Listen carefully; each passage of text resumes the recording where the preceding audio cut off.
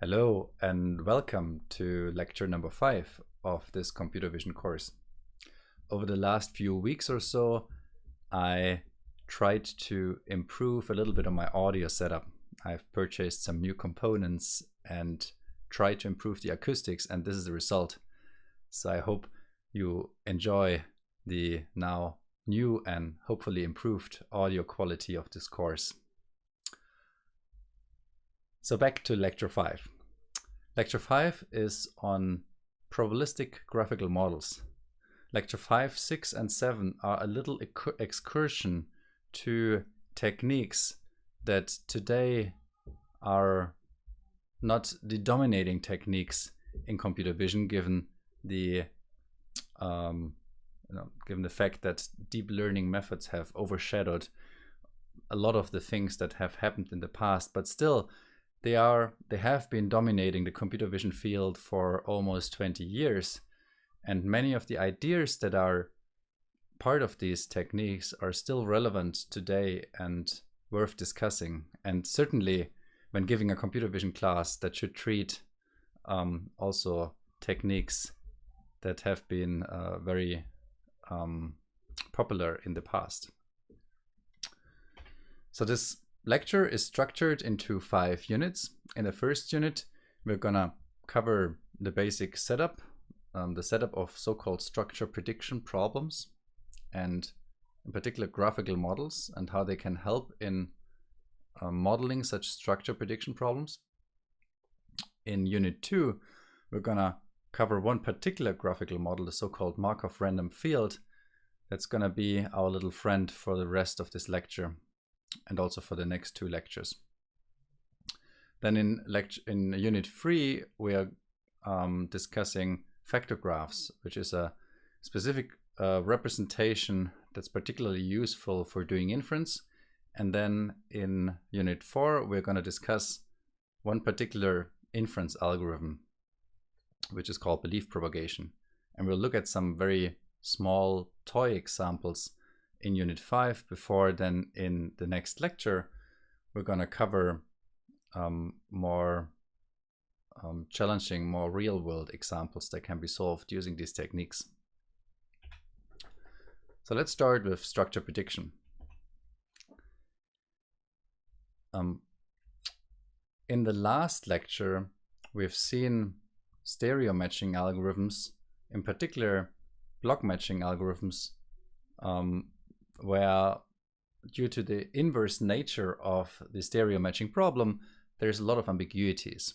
There's a lot of matching ambiguities such that the correct match between the left and the right image cannot be determined unambiguously. So the fundamental assumption of block matching algorithms is that corresponding regions in the 2 images should look similar. But there is a whole range of situations where these similarity constraints, the similarity assumptions that we do on little patches fail. And here are some examples. For example, in textureless areas, where it's simply impossible to distinguish adjacent patches. Or when we have repetitions, where a lot of the patches look very similar to each other.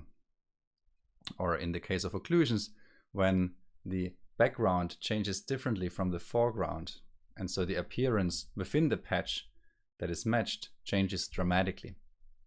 And also in the case of non-Lambertian surfaces, for example, when there is a reflection where the appearance doesn't move with the geometry that we'd like to measure. Now, in order to overcome such ambiguities, what we can do is we can try to integrate prior knowledge. And prior knowledge in the case of stereo matching means knowing what the world looks like in terms of depth maps or disparity maps, in terms of what the quantity that we like to infer.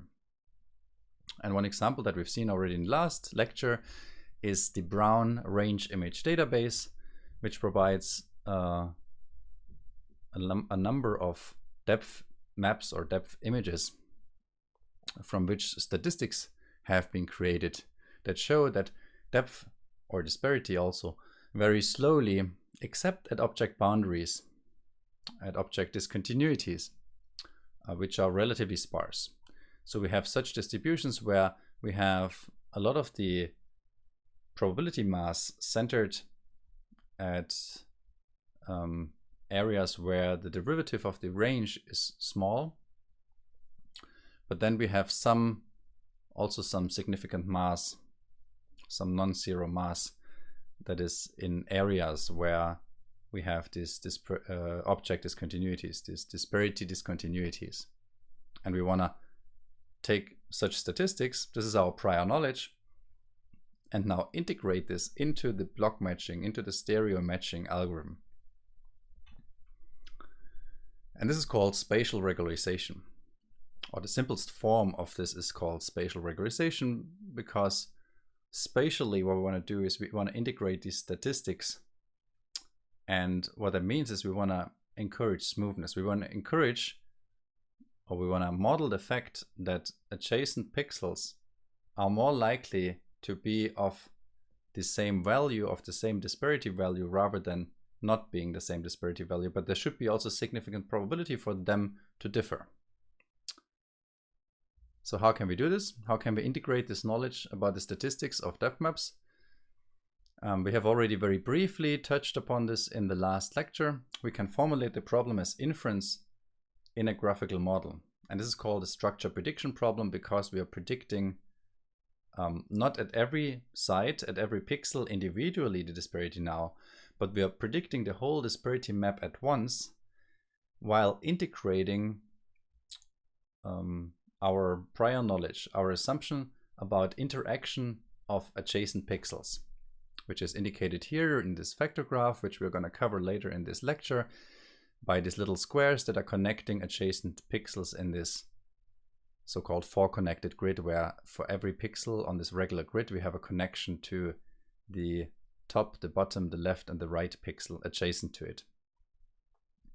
And this can be written, as we'll see, in such a form here, in such an energy function that gives rise to a so-called Gibbs distribution, that is the probability distribution over the disparity map.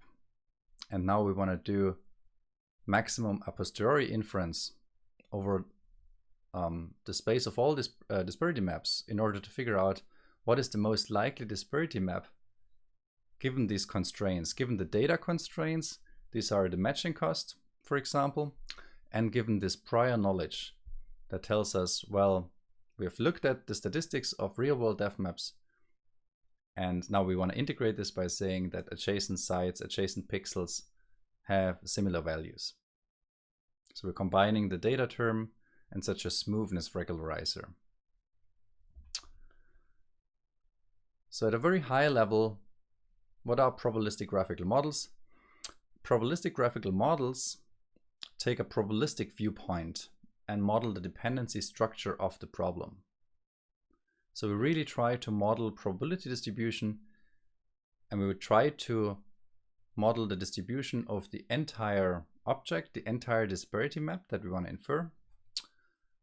And we want to then do inference over that model that we have.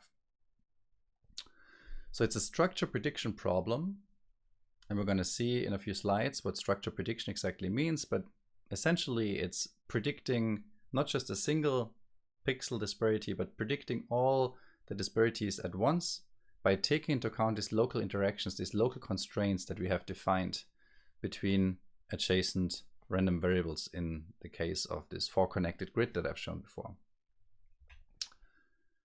Graphical models have really ruled many areas, at least, of computer vision before the deep learning revolution. And they are particularly useful in the presence of little training data. And they allow for integrating prior knowledge. There's two ways to overcome ambiguities in these ill-posed problems that we often have in computer vision. One is to integrate a lot of data, possibly annotated data, where we have a set of input images and the corresponding disparity maps, and then we want to train a stereo matching network end-to-end. And this is what deep learning does. But in many cases, these large amounts of data are not available. if you think, for instance, in medical applications. And therefore, it's useful if we have prior knowledge to integrate that prior knowledge. And this is where graphical models are powerful. However, graphical models and also the ideas behind them can be combined, can be advantageously combined with deep learning, and can also inform deep learning. And we'll see that in lecture 7 with a few examples that we can combine deep local features with inference in a graphical model, and that also we can derive deep learning architectures, novel deep learning architectures from inference in graphical models. So here I tried to put next to each other the pros and cons of probabilistic graphical models. The pros are we can integrate prior knowledge.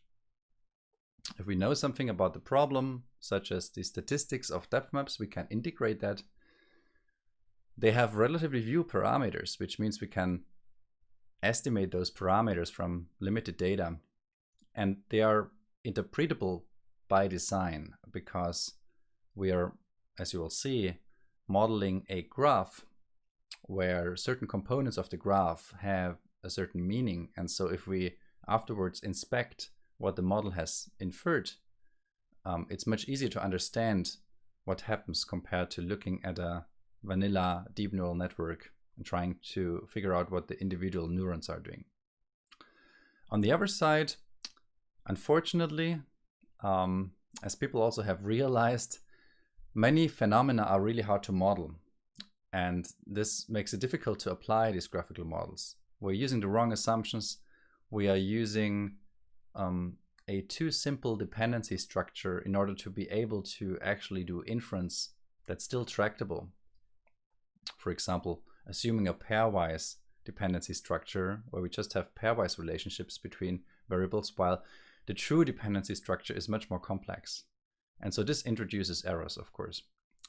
Then exploiting large data sets is often difficult, also because these techniques are not particularly fast. And inference is often approximate, even for simple cases, because inference, for example, in graphs with loops is NP-hard.